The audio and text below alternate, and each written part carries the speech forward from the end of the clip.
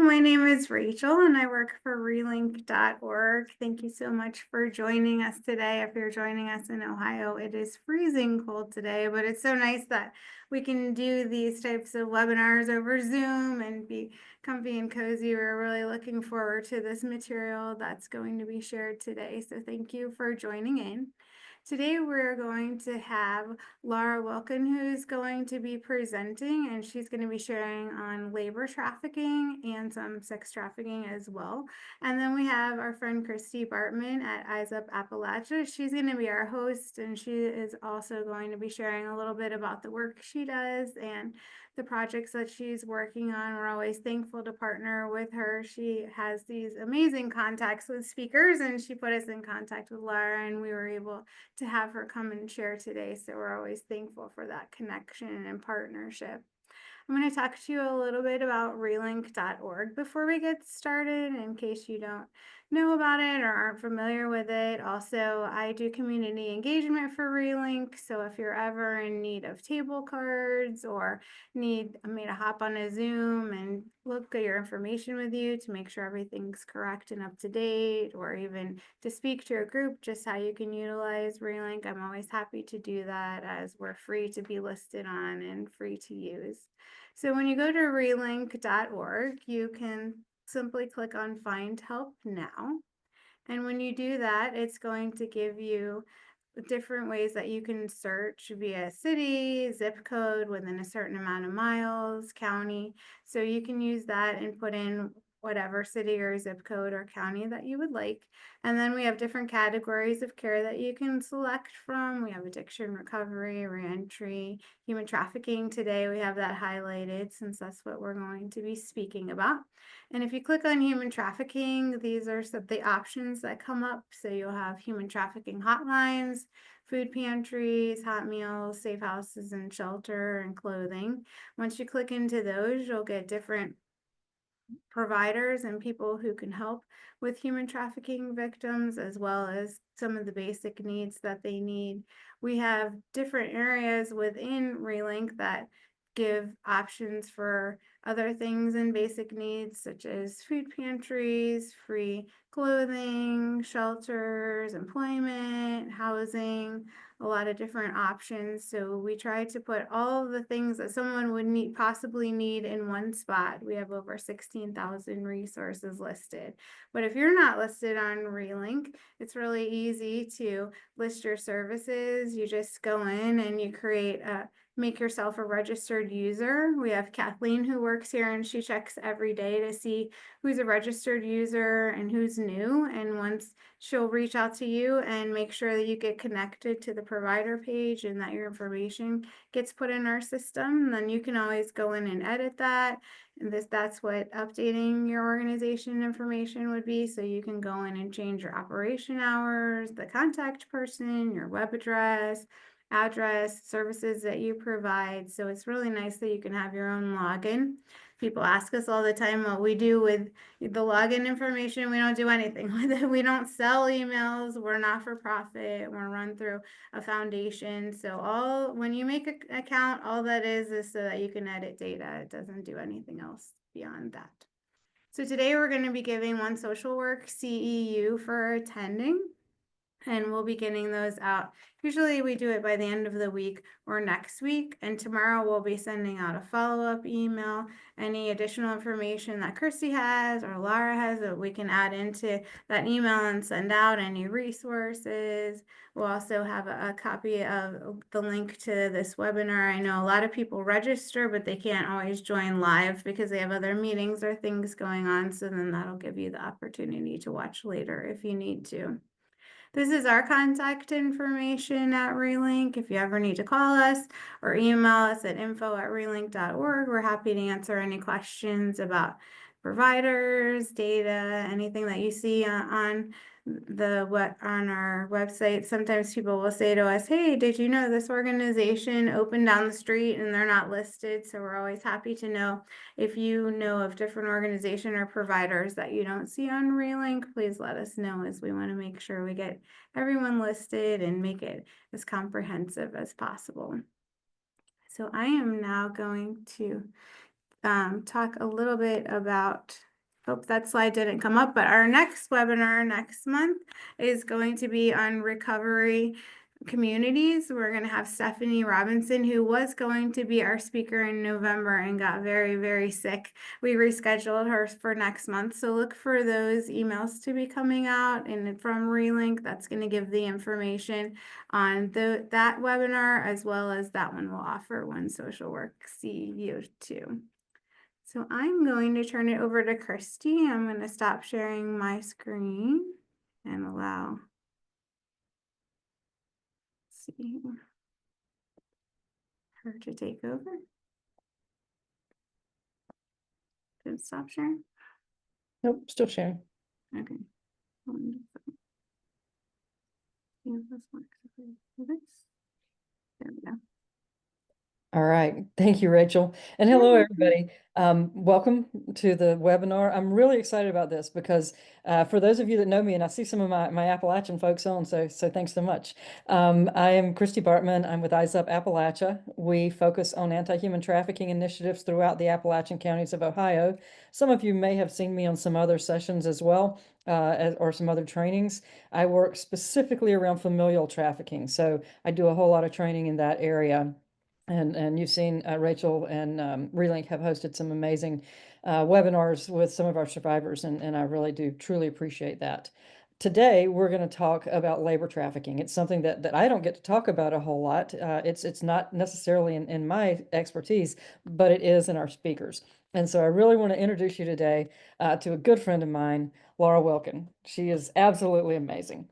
She's an assistant clinical professor of nursing and coordinator of the BGSU online RN to BSN program. She earned her Doctor of Nursing Practice in 2020 with a focus on healthcare and human trafficking. Lara spent more than a decade raising awareness in a variety of healthcare and community settings, and her mission is to ensure healthcare providers in all disciplines receive the education that is not only evidence-based, but also survivor and trauma-informed. She most recently co-founded the BGSU Labor Trafficking Education and Research Initiative in her continued commitment to public good. And so I'm going to turn it over to Lara today. I am interested in learning about this as much as you are. So Lara, welcome. Thank you. And it's all yours. Thank you so much, Christy and Rachel. It is truly an honor to be able to be here presenting for all of you today in January, no less, which is National Human Trafficking Awareness Month. So at this time, I'm going to go ahead and share my screen here. I will be toggling back and forth between a couple of screens, so I just want to make that disclaimer first and foremost. And I know that I've got Christy and Rachel here monitoring the chat and making sure that everything is going smoothly. So with that being said, we're going to go ahead and get started talking about labor trafficking and human trafficking in general and understanding the hidden exploitation. So before we begin, I do always like to provide a disclaimer whenever I'm providing any type of education related to human trafficking that sensitive content will be discussed. It is absolutely essential that in doing this work that we're not only caring for the people that we're serving, but that we're also caring for ourselves. So if at any time during this presentation you need to take a break, please absolutely feel free to do so. Because we need you in this space. So another disclaimer that I do want to give is that all of my work is survivor informed. Therefore, throughout this presentation, you may hear the names of survivors or their stories, and I have been given permission to use images and to tell the narrative for them. So I like to make that disclaimer. And then the very last one is a language disclaimer. We know that in this space, language matters. So throughout my presentation, you may be hearing me using the words victim and survivor interchangeably. If I am using those words, it's because it has been expressed to me by survivors that is their preference and how I use that terminology, the survivors that I work with. And you might be hearing words such as individuals or folks. When I'm using those words, I am just trying to be inclusive of everyone, regardless of their gender, race, or ethnicity. All of my language is intended to be respectful for all who are listening. So I just like to make those disclaimers before we begin.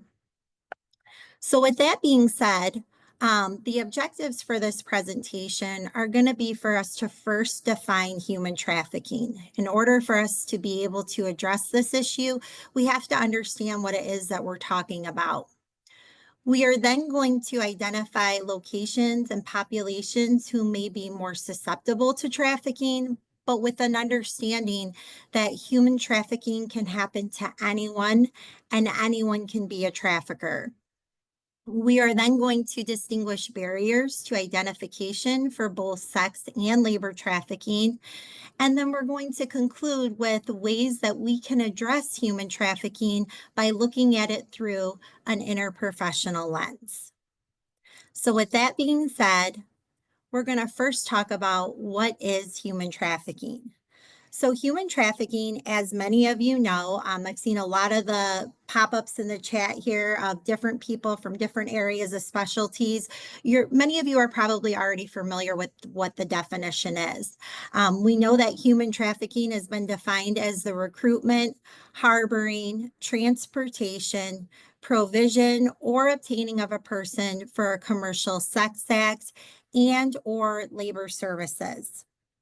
The reason why I bring the definition up again, even though we're fully aware of it, is that we really need to make sure that when we are talking about human trafficking, we're including labor trafficking as part of that definition and keeping it alive in our conversations. Many a times labor trafficking goes unseen, and part of it is because people just don't really realize the reality of it because it's not so readily publicized like we see sex trafficking to be. So one of the things that really inspired me to want to learn everything that I possibly could, and I'm still learning every single day about human trafficking, is how can this be? How is this existing when we live in the United States, the land of the free? And the reason is because of these three things, which are force, fraud, and coercion. So when we talk about force, we're talking about things like abuse, beatings, constraint, drug addiction, and confinement. When we're talking about fraud, we're talking about false promises of employment or an opportunity at a better life. And who absolutely doesn't want an opportunity at a better life? When we talk about coercion, we're talking about threats of serious harm to or any physical restraint of any person via schemed or threatened abuse of the legal process. And when I really think about these three things, one of the most important survivors, or not survivors, important stories that I can think of related to labor trafficking involves my dear friend Harold De Sousa and his family. And I'm going to share their story with you throughout this presentation. And as I'm sharing this story, I want you to think back to these three things, the means of trafficking, so you can get a good understanding of how labor trafficking can occur not only in the United States, but has occurred in our own great state. So one of the things, though, that we're not talking enough about when we're talking about human trafficking is the grooming process. So when I was first taught to become a nurse, I was taught to care for my patients based off of Maslow's hierarchy of needs. I was taught to make sure that I met their most basic physiological needs and then working my way up to address all of the other needs involving safety, security, love, belonging, self-esteem, all of those things. Traffickers, as we know, are so skilled in what they do that they have their own process in working to meet people's needs. It is my sincere hope that by the conclusion of this presentation, we're going to look at human trafficking in a different light and try to figure out ways that collaboratively we as a community can do our part to address people's needs before human trafficking ever even becomes a possibility. That is truly how we are going to get to the root of this problem and how we are going to combat this issue collaboratively as a team. One of the other things that I'm hoping that is a takeaway from this presentation that stays with you as you continue your journey and wanting to combat this issue is a reminder of the picture that you don't see. So this picture that you see here is my dear friend Harold De Sousa, who I just mentioned, and his beautiful wife Dancy and their two sons.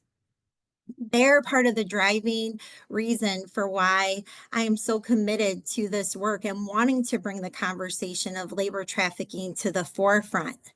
No one would ever look at this picture and imagine the journey that this family was about to embark on in their efforts to leave India and come to the United States for a chance at the American dream.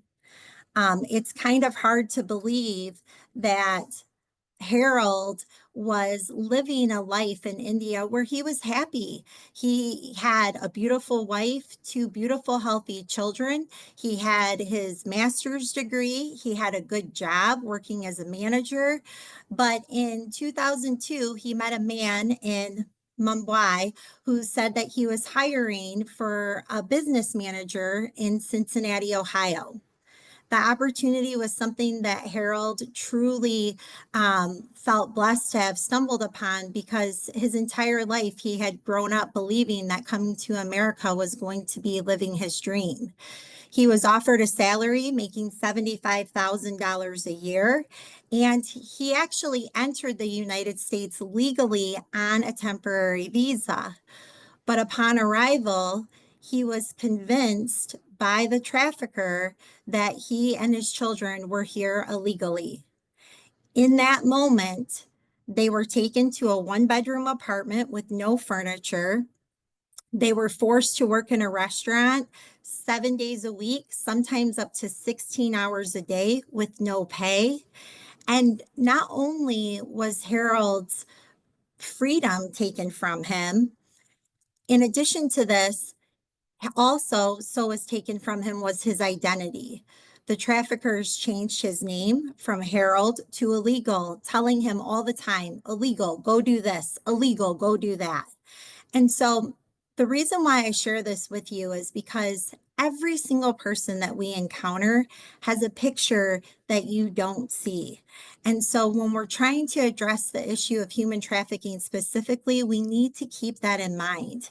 And we also need to keep in mind the tactics that are used by traffickers to keep people like Harold and other survivors in this life of captivity, even though they're walking among us freely. So when we think about Harold's story and it taking place in a restaurant located in Cincinnati, Ohio, I want to challenge you to consider this. I want to challenge you to consider where else might human trafficking occur? When I ask people this, typically they'll say something to me along the lines of, well, it happens in hotels and it happens in massage parlors. It happens at truck or rest stops and even cars. Rarely do they ever state to me, human trafficking happens in homes. It happens in restaurants like Harold's story. It happens on construction sites. It happens in landscaping businesses, gas stations, factories. As a matter of fact, just last week, I provided 2 lectures on human trafficking. And when I surveyed the audience on their knowledge of false news that's commonly seen in social media and commonly publicized, every single person raised their hands. They were aware of all of those stories. But then when I surveyed the audience and asked them if they were familiar with the Ohio egg farm case, I didn't see a single hand to be viewed. So with that being said, I want to take this opportunity right now before we dive into this video to ask those of you who are attending, and if you'll be so kind as to type this in the chat, please share if you have ever heard of the Ohio egg farm case, also known as the Trillium case. And as you're doing that, I'm going to toggle my screen to get the video available for you.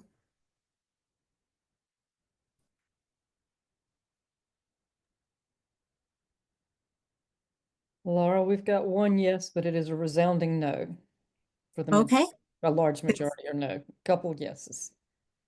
good to know. Thank you so much. Trying to find my, oh, I need to stop share. Sorry about that. Pull the screen up here. Thank you for your patience and me doing that. Here we go. And so we can even see just from the participants that are attending today that the reality of human trafficking, just as the title states, is that labor trafficking often goes unseen.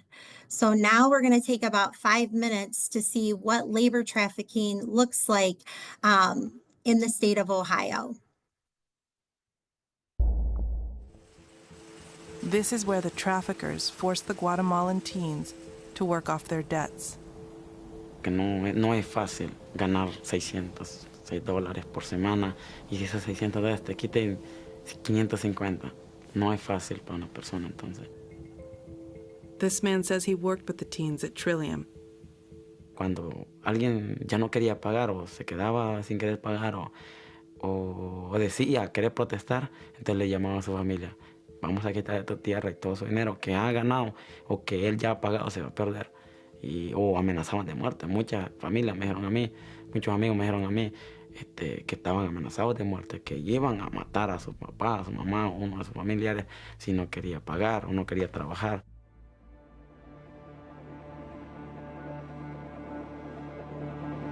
In October 2014, after 4 months at Trillium, one of the teens managed to call his uncle in Florida. The uncle agreed to talk to us, but was afraid to show his face on camera. Y cuando mi sobrino me llamó, me dijo que al señor pues le había dicho a mi sobrino que si no cumples con tu deuda, a tu papá le voy a ir a dar unos 2 o 3 plomazos. Él estaba asustado y él estaba preocupado, llorándome a mí, llamándome que yo luchara yo por él. Entonces yo le dije que sí, yo voy a tratar la manera. Entonces yo tuve que hablar con el sheriff. One day I received a phone call. There was a gentleman that had a nephew that had been smuggled into the country from Guatemala and was being kept to work against his will in Ohio. And within 24 hours, I had a conference call from the head of the FBI, HSI, and the U.S. Attorney's Office in that region. 2 months later, federal and local law enforcement moved in. A human trafficking bust at an egg farm in Maryland. In the early morning hours, they raided the trailer park where the teens had been living. Federal prosecutors call it modern-day slavery. Their paychecks kept by their traffickers. They detained approximately 45 people. The human trafficking operation was run by a third-party contractor hired by Trillium Farms. At least 10, they determined, were victims of trafficking, including 8 minors. And the U.S. Attorney's Office says its investigation is ongoing. I mean, how could that possibly happen? The more we learned about it, the more it became apparent that there was a connection back to our immigration policies and how the Department of Health and Human Services deals with kids who come here unaccompanied. What makes this Marion case even more alarming is that a U.S. government agency was actually responsible for delivering some of the victims into the hands of the abusers. How could the federal government take these kids in, try to protect them, and then as they send them out to families, pending a court date, give them right back to the people who had brought them up here? Here's one of those homes. This is a trailer. Senator Rob Portman was chairman of the committee that investigated the failures at the Department of Health and Human Services, the agency that released the boys to the traffickers in Ohio. The more we learned, the more troubling it was from a federal perspective, because no one seemed to want to take responsibility for it. What is everybody's doing is doing this. Out the door, we're done. We've got these kids. They're here. They're living on our soil, and for us to just, assume someone else is going to take care of them and throw them to the wolves, which is what HHS was doing, is flat out wrong. I don't care what you think about immigration policy. It's wrong. The HHS division responsible for placing the teens declined to be interviewed. They told the committee they had strengthened their procedures to protect children.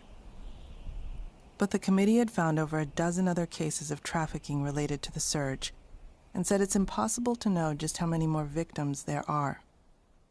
It was not just the Ohio egg farm case. There were other cases in which multiple children were placed with sponsors in homes where they were subject to human trafficking, sexual abuse, and other severe forms of abuse and exploitation. More than 180,000 unaccompanied minors have been placed in communities across the country. But because there's so little follow-up with them once they're out of the government's care, we have no idea what's happened to them. So you can see from that case there how critical this issue is and why it's so incredibly important that each one of you are here. What's interesting about it, as I stated before, is that this case took place, in 2000, I believe, 16, right around that time period.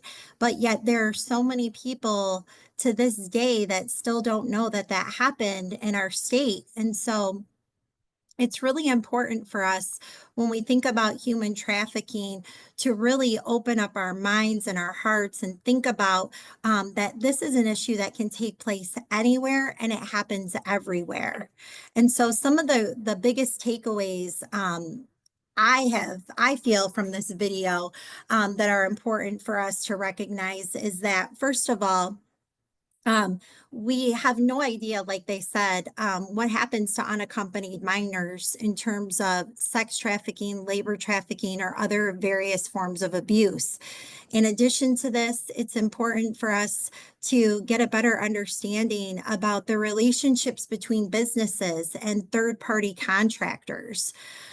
We also need to be mindful of the fact that when people come to the United States, they may not fully understand our culture or our language. And we need to make sure that if we are service providers, that we're prepared to be able to help them navigate not only just the language barrier, but also just our culture in general. When we think back to Harold's story and the fact that he came here legally on a temporary visa and was convinced that he was here illegally, we really need to make sure that we're engaging with people and having meaningful conversations and using appropriate interpreters. And in addition to this, I think one of the biggest takeaways from this of all is when you look at this picture here, this is not what you commonly see in the media and news when they're talking about human trafficking. And you think about, especially in the state of Ohio, the agriculture industry and how many times these industries work with third-party contractors. We could see where even the business itself could be susceptible and vulnerable to trafficking. So a really important takeaway from Harold's story and from this Trillium case is that human trafficking doesn't discriminate. And the reason why I say this is because also commonly publicized in the media and in the news is that human trafficking specifically happens to women and girls. It is really important for us to know that human trafficking can happen to anyone at any given time. We also see in the media and in the news that typically trafficking happens to youth. And while it absolutely does, we're talking about, with Harold's case in particular, a grown man who came to the United States with his family. So when we're thinking about human trafficking not discriminating when it comes to its victims, it's also important for us to note that human trafficking doesn't discriminate when it comes to its traffickers. And one of the things that I really appreciate about this slide here is that when you look at these individuals, I would almost bet that if any single one of you attending this webinar today were to walk down the street and encounter one of them, you would never in 100 million years suspect that they are a trafficker. In addition to this, we can see from many of the photos here that these individuals hold positions of trust.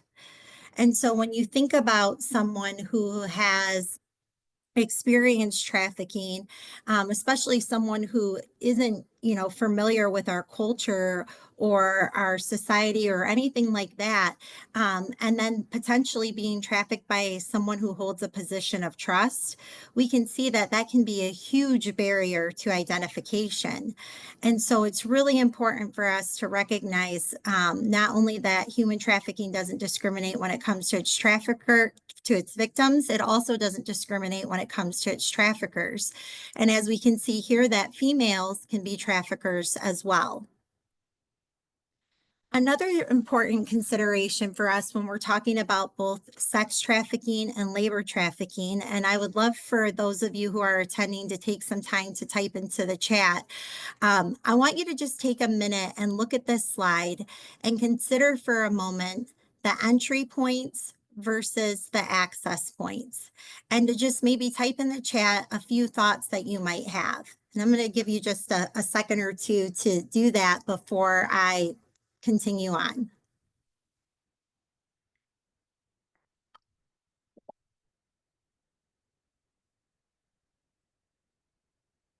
So hopefully you've shared a few of your thoughts in the chats regarding what you think when you see the entry points versus access points.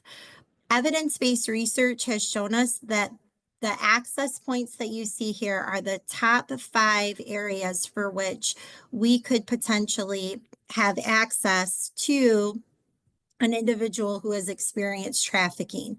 So that's law enforcement, health services, child welfare, social services, and family and friends. One of the big takeaways that I see when I look at this slide is that the entry points far outweigh the access points. And so part of the reason why I'm so happy that you're all here today is because I believe that collaboratively, each of us has an opportunity to try to do our part to turn those access points into exit points. And so when we think about the broad scope of all of these areas, law enforcement, health services, child welfare, social services, family and friends, I can almost guarantee you that each one of us fits into one of those categories. And so when we think about the entry points versus the access points, it is my sincere hope that by the conclusion of this presentation, we can try to break down those access points, turning them to exit points. And the best way for us to do this is to get to the root of the problem. So there's a saying that is, if you want to solve the problem, you have to get to the root of it. And so I am presenting to you today, in my opinion, not as a content expert. Granted, I've been doing this work for more than a decade, but it is my belief that survivors are the true experts, and they are the ones that we learn the most from. I'm here today as a novice person with each of you that's open and learning to engage and wanting to try to change that narrative that we talked about in the very beginning. Remember when we talked about Maslow's hierarchy of needs and how traffickers will use that opportunity to gain the trust of a victim and then use that to manipulate and control them? Each one of us has the potential to change that narrative and to be that service provider that can address those needs. And so getting to the root of the problem is essential for each and every one of us in combating human trafficking. And the best way that we can do that is by addressing social determinants of health. So historically, we have looked at human trafficking as being both a social justice and human rights issue. It's important to note, though, that human trafficking goes far beyond that. It in of itself is actually a public health issue. The U.S. Department of Health and Human Services, as part of their SOAR campaign, reported that many social and economic determinants of health can increase an individual's vulnerability to human trafficking. If we can get to the root cause of these determinants, that will help us create preventative interventions to reduce trafficking. all the way across the spectrum from both sex and labor trafficking. Understanding these differences of both the upstream determinants and downstream determinants truly is the key. When we talk about upstream determinants, we're talking about things such as domestic violence, substance use, poverty, and immigration status.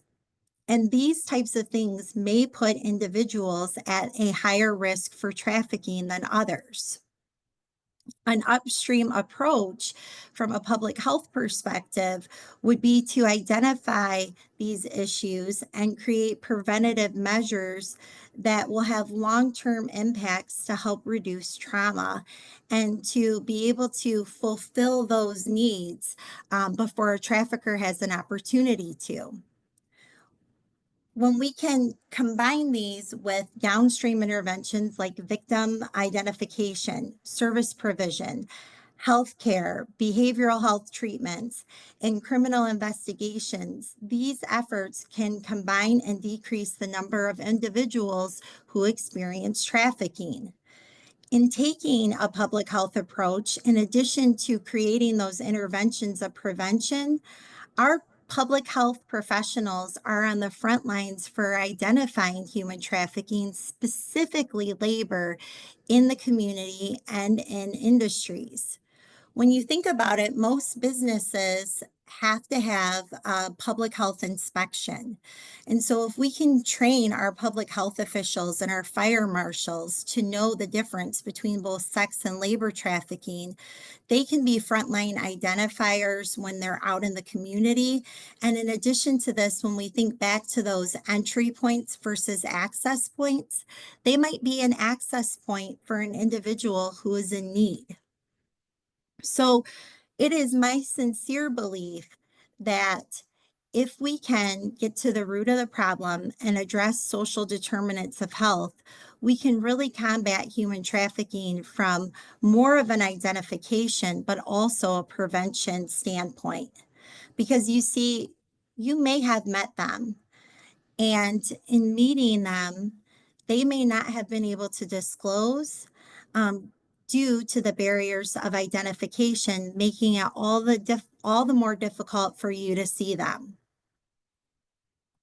So when we talk about barriers to identification, the first thing that comes to mind is isolation, right? We know that with human trafficking, there are less reported cases of abduction, and it's more of the facilitation of that development of a relationship, that grooming process. But in that grooming process, traffickers will work to isolate their victims. There may be guarded, frequent companionship. There could be threats of violence, and there may be fear, shame, and self-blame. In addition to this, there may be debt bondage. When we look at a story like Harold's, where this trafficker said, I paid a lot of money for you to come to the United States. Now you owe me. You need to work off this debt. We can see where that makes it very difficult for them to disclose. In addition to this, there may be traumatic bonding to the trafficker. There could be language and social barriers, fear of law enforcement or service providers. All of these things, coupled with the fact that we're not talking enough about the issue of labor trafficking specifically, leads to the normalization of exploitation. And whenever we normalize exploitation, that then in of itself leads to the belief that no one cares. And so with that being said, we find ourselves in a very difficult space. And I think Albert Einstein said it best when he said, in the middle of difficulty lies opportunity. And that opportunity exists within each and every one of us. And one of the things that we're doing as an opportunity to address specifically labor trafficking is we have recently launched the BGSU Labor Trafficking Education and Research Initiative. I want to take a moment really quick here to stop sharing my screen and share with you our webpage so you can see some of the work that we have been doing in this newly found space. close that out here and toggle back to Zoom. Thank you for your patience with that. Okay, so this is actually our landing page here for the initiative. Some of the things that we have done over the course of the last year, having just launched this, is we go out to the Turnpike and host awareness events. So our Ohio Turnpike has customer appreciation days that exist 6 times throughout the year during the most highly traveled holidays and events. And so we have a table there set up where we provide education on all forms of trafficking. And we also, in addition to this, share information on ways for parents to keep their children safe. We also have here examples of other things that we've done. There's resources that are available on our webpage and community trainings. You can see here, we've done a lot of work in terms of raising awareness in the community. But another thing that we have done that's really unique to this initiative is we've kind of changed the way that we're educating human trafficking. So the photos that you see here that I'm toggling over right now, I'm really excited to share with you that we hosted an event. It was called the IPE event. So it was interprofessional education, and it involved over 400 students from the College of Health and Human Services.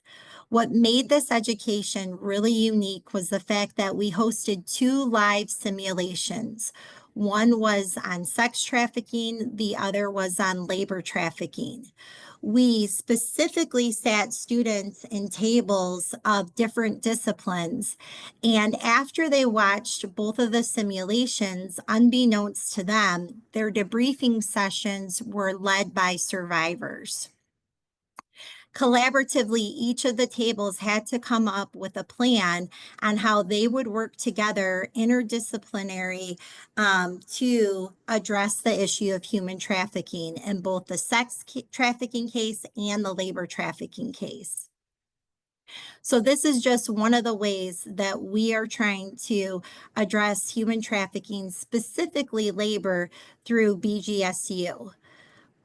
You know, as we stated, whenever there's difficulty, there lies opportunity. And this is a way for us to really think outside of the box and address human trafficking from a variety of different industries. So now I'm going to stop sharing that here and toggle back to my presentation. And sorry about that. So why did we create this, and why is this important to both criminal justice and to healthcare? So my co-partner in this effort is Tracy McGinley. She is a criminal justice professor and the director of our program. Evidence-based research has shown us that 62% of survivors who had experienced human trafficking stated that they had been cited, arrested, or detained by law enforcement at least once. And advocates state that the majority were not identified by the criminal justice system. When thinking about healthcare, nearly 90% of victims recovered from the life of trafficking stated that during their time of exploitation, they were seen and or treated by a healthcare provider, and human trafficking was never recognized. When we look at these statistics and thinking about this presentation as a whole, you've heard me say time and time again that we are seeing them, but we're not recognizing them. These numbers lend to proving just that. And when we think about healthcare and criminal justice and how sometimes our disciplines overlap, it is so incredibly important that we partner together in our efforts. We cannot collectively combat either sex or labor trafficking by working in silos. And so, in order for us to do this, we have to know who are our community partners, who are our frontline identifiers, and who can be resources for those in need. you can see from the variety of providers that are listed here, we need everyone at the table. And that's why that interprofessional education event was so eye-opening, because we had students from criminal justice who were working with social workers, who were working with registered nurses, who were working with physical therapy and occupational therapy, and a variety of different disciplines to collaboratively come up with a plan to address both of the case scenarios. And so when we think about our ability to address this issue, we have to train those who are the future to go out and be able to collaborate to address the complex, multifaceted needs of survivors using a trauma-informed approach. My slide got a little ahead of me there.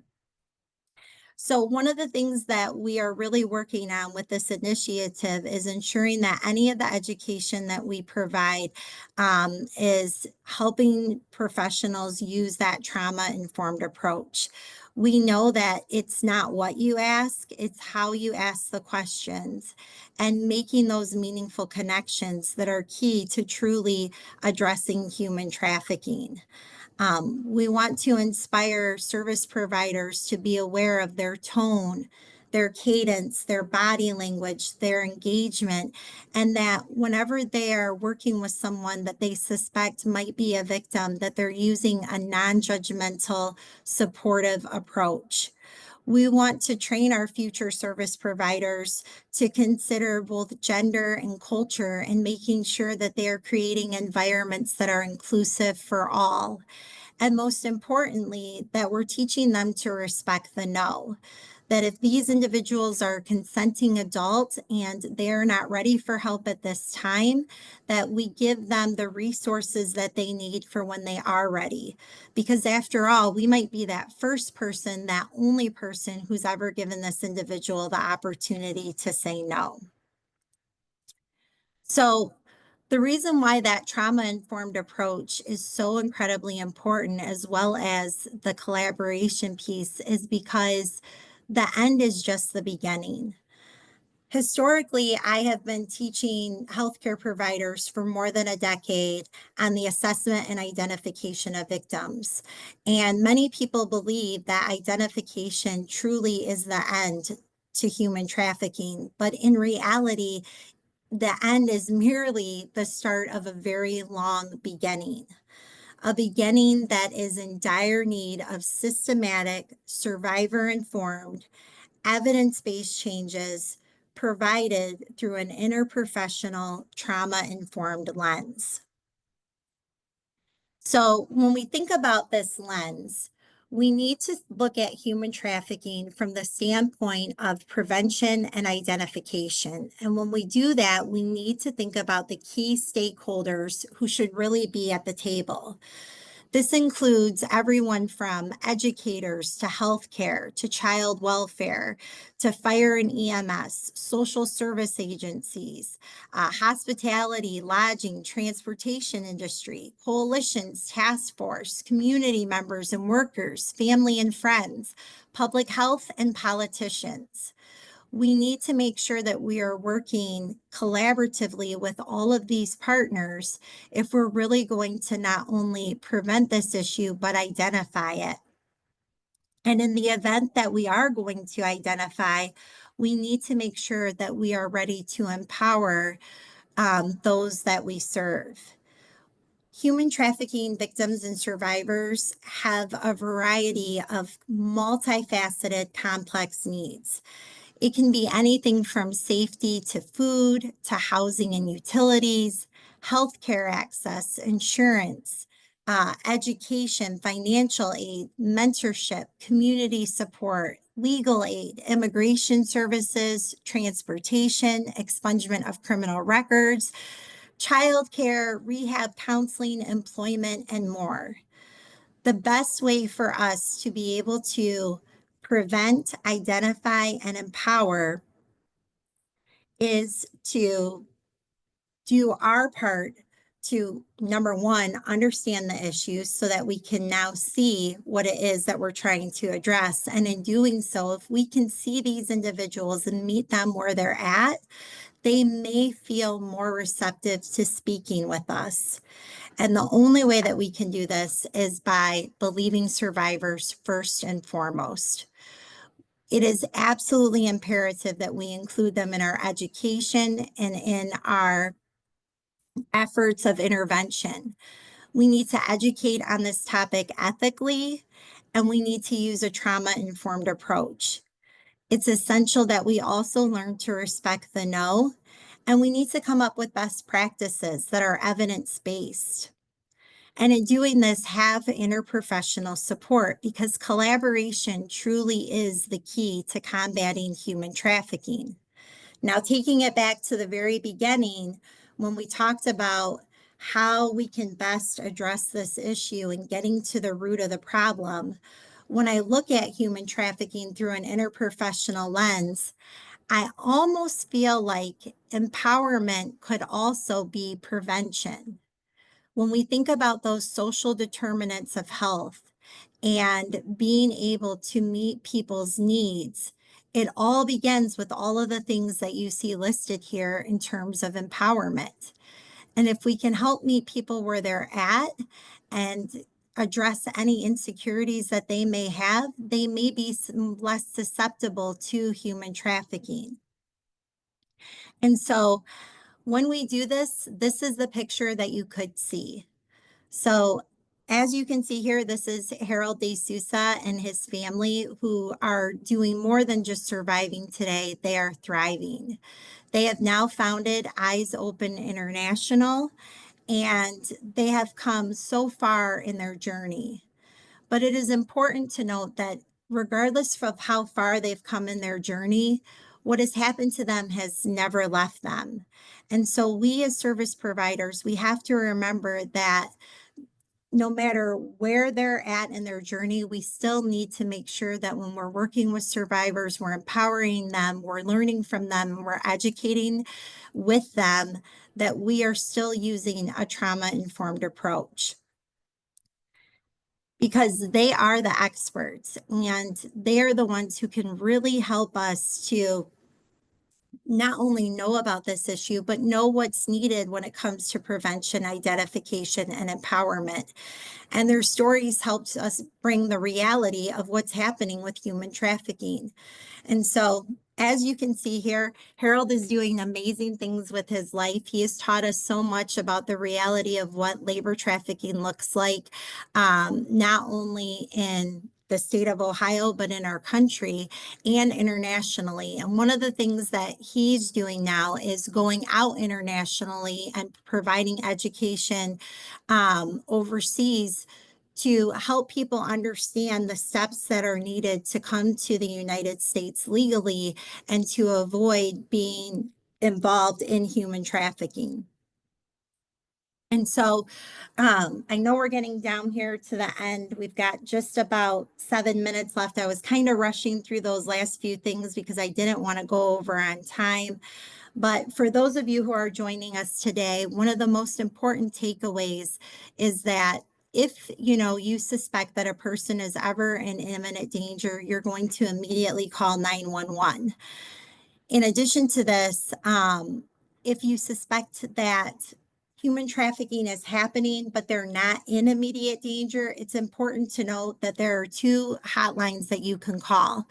Just recently, the Ohio Attorney General has launched their own human trafficking hotline that can be a reporting line to get information to law enforcement. And then, of course, we also have the National Human Trafficking Hotline, which is provided for you here, where you can reach out if you suspect human trafficking. They can provide you guidance, connect you to resources, and this can also be a resource for individuals that you serve who may not be ready today, but may need help in the future. When we think about human trafficking as a whole, it's important to note that we cannot force a person to hear a message that they may not be ready to receive. but collectively, we must never underestimate the power of a planted seed. And so when we think back to that idea of respecting the no, it's important to note that even if today isn't the day, it's all about how we treat people, and their ability to know that when they feel safe, that they can reach out and that there will be someone there that uses a trauma-informed approach to support them. In conclusion, everyone has a picture that you don't see.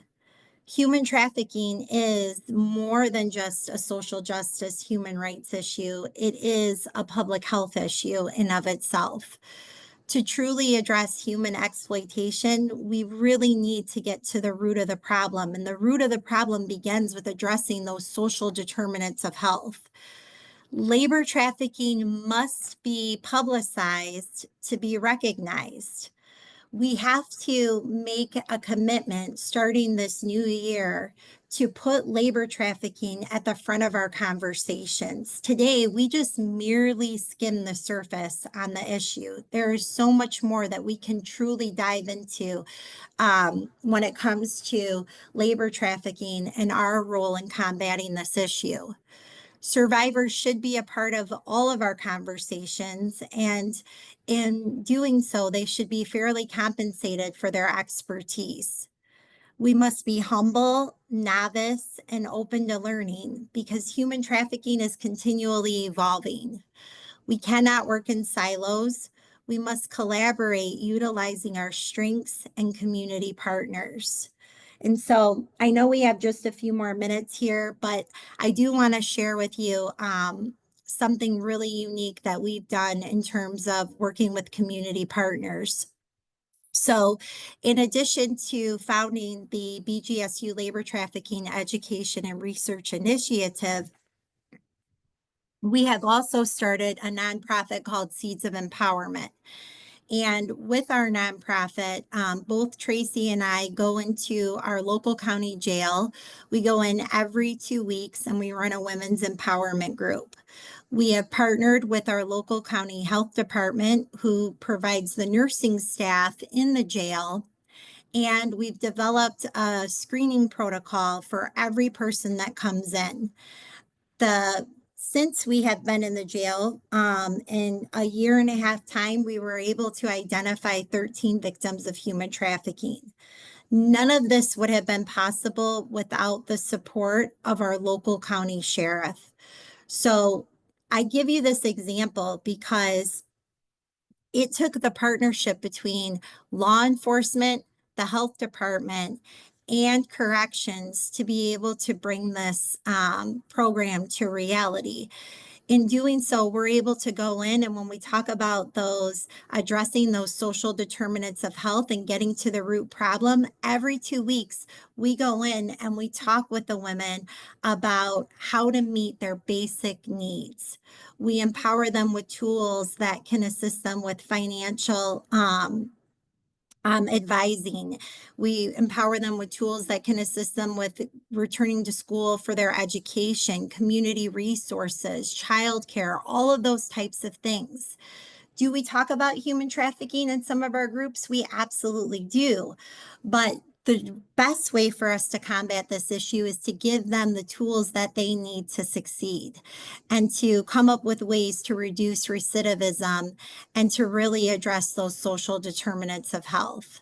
So with that being said, when we think about human trafficking, we have to broaden our thought process. We have to broaden what it is that we're doing. We have to step out of those silos. We have to collaborate with partners, think outside of the box. And in doing so, remember that it's not only sex trafficking that we're addressing, it's labor trafficking as well.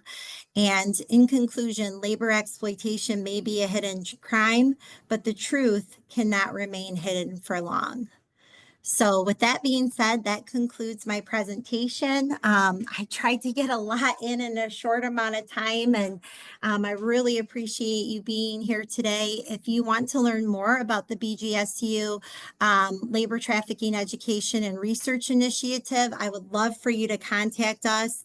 I'm excited to share with you that one of the next things that we're going to be doing to address labor trafficking is next month. We are going to be hosting a full live screening of the Trillium case. So you got to see 5 minutes of it. We're going to actually have the full on hour documentary at our Firelands campus, and we will have the Ohio Attorney General's office, Linda Power. She's going to come there to present. And we're also going to have tables of organizations that are committed to combating human trafficking by either employing survivors or selling goods and products to keep people out of trafficking. So that's something exciting we have new coming up, and we would love for those of you who are able to attend to reach out. And I thank you so much for your time today. Does anybody have any questions? Do we have time for questions? I feel like I'm talking a lot. No, you did great. I could have kept listening for another hour. It was great information. I was going to say, if anyone needs to hop off, you can still get your hour CEU for being on, but we'd love for others to stay on.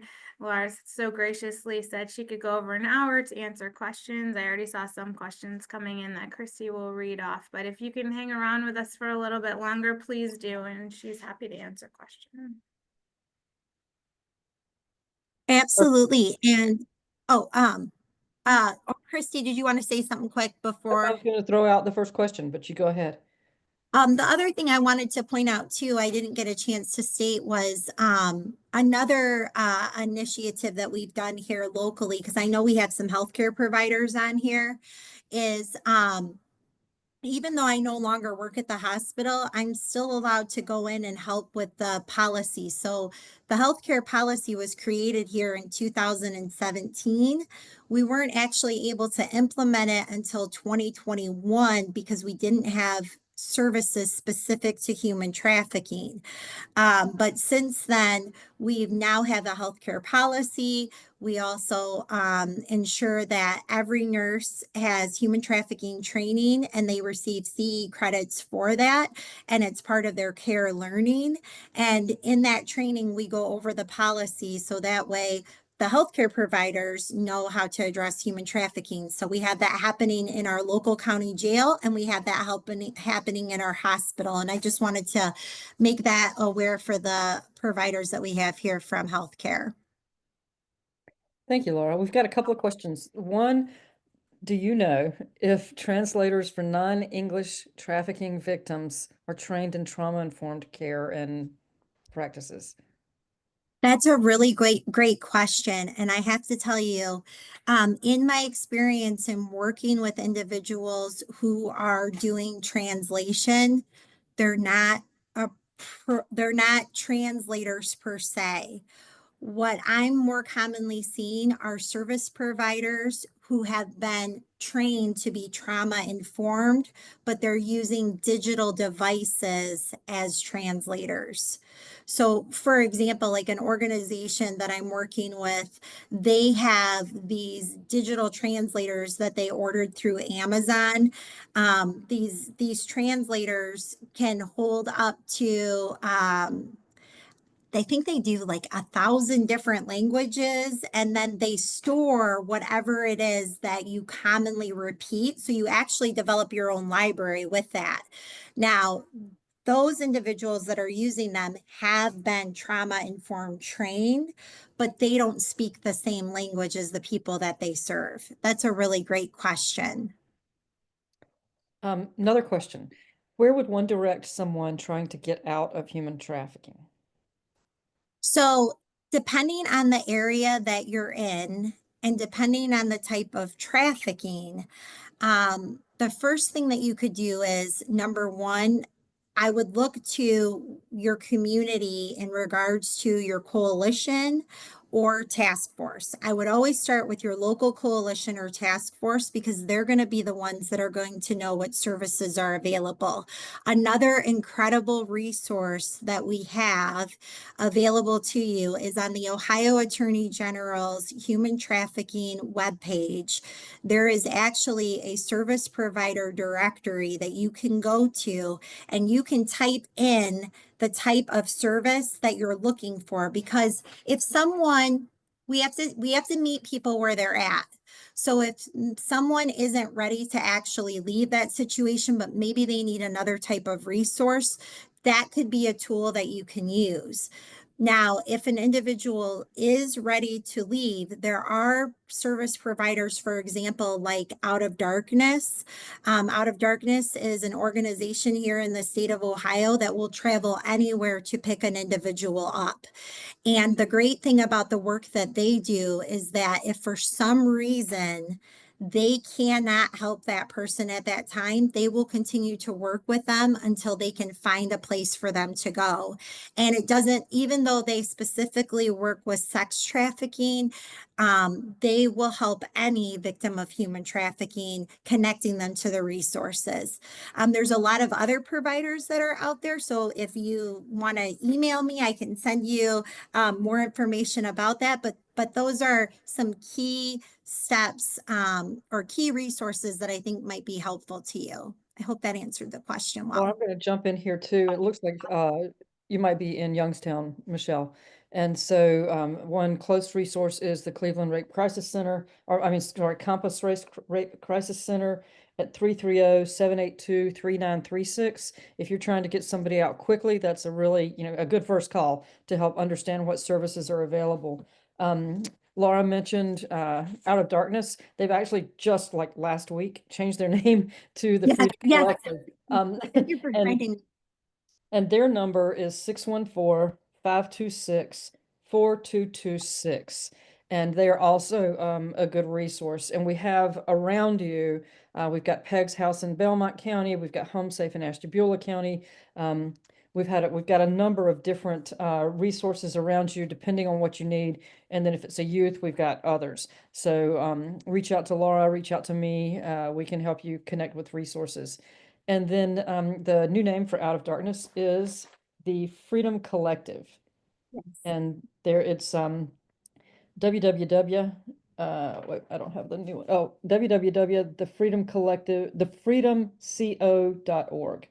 So thefreedomco.org.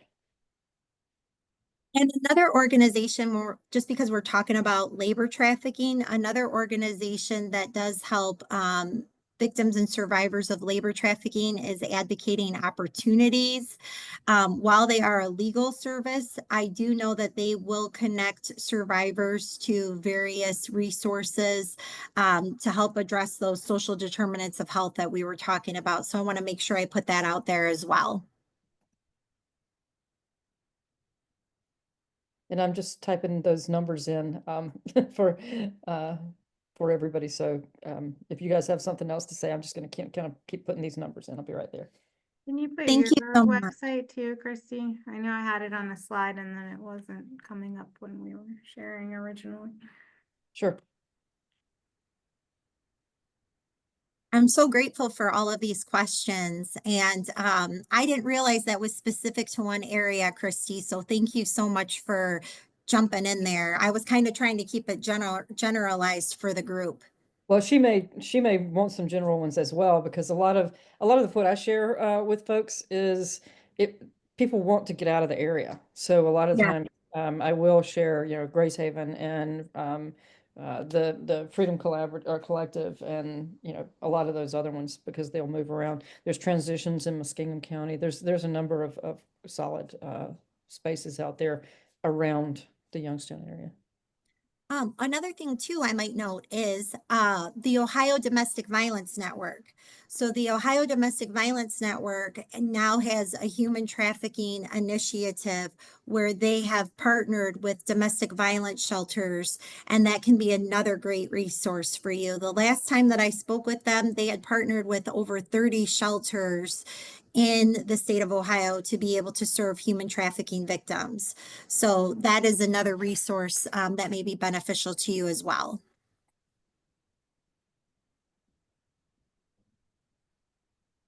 I did see a question earlier about sharing your slides. I know we addressed that prior, so if you don't care, just to tell them why we're not going to share them at this time. Yeah, so because I have Harold's photos throughout, that's part of the reason why I'm not sharing the slides. But my contact information, please feel free to reach out to me. I'm happy to talk with you one-on-one about the information that you're interested in. I just since I have his photos throughout, that's part of the reason I don't share. But I'd be more than happy to if you wanted to. Christy, is my email in the chat? No, we should put that in there. Yeah, so Christy's going to put my email in the chat, so feel free to reach out to me and then I can talk with you about whatever information it is that you need. Thank you so much for both being accessible in that way. I know that's really important when people are watching and they're learning information, and then when they get in the situation to be able to have someone to access or be able to get those additional resources. Absolutely. And Christy's like my champion, my hero. She's one of the most amazing people, honestly, in this space. You couldn't think of a better person for resources. And I'm really grateful to be able to be here with her today and with you, Rachel, and all the work that your organization is doing. I mean, we talk about how this is a hidden crime and how it happens in communities and, all over everywhere. But it's important to note too that there's a lot of really great work that's being done in our state through the governor's office, through the Ohio Attorney General's office, through organizations like Eyes Up Appalachia. I mean, through Relink, there is, I'm very proud to live in the state of Ohio in terms of our efforts to combat human trafficking. There's so many more. I could go on and on about the resources that we have. I don't see any other questions. Do you see any more, Christine? Oh, yes. Collaborative to End Human Trafficking, another great resource. Grace Haven, another one. I mean, I could go. We'd have to have a whole nother hour webinar. Yes. There are amazing. Well, thank you so much for coming on today, for taking your time, both you and Christy. Christy, thank you for making the connection. You should be able to find most, if not all of these resources in relink.org. I hope by clicking on the human trafficking part where you can go in and look through all the different resources. Like I said, if anyone sees something that's not there or that's missing, please let me know. But it really is such a blessing that both of you have put your contact information in there as well for people to contact you directly, and we can help make a difference in the state of Ohio. Thank you so much. Thanks for having us. So good to see you again, Lara. Great job. Yes, you too. Thank you so much. Bye-bye. Good day. You too. Bye-bye.